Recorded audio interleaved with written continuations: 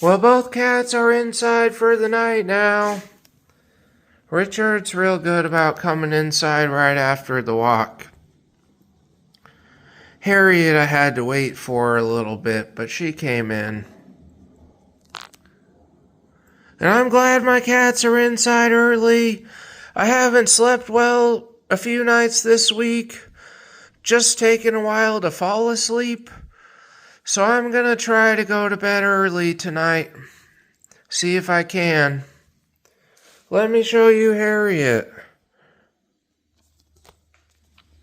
And Harriet's right there.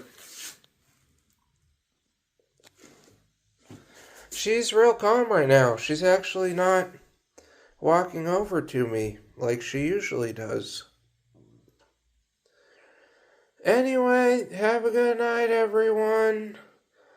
If I can't fall asleep and decide to get back up, maybe there will be new shorts, but most likely nothing new until tomorrow.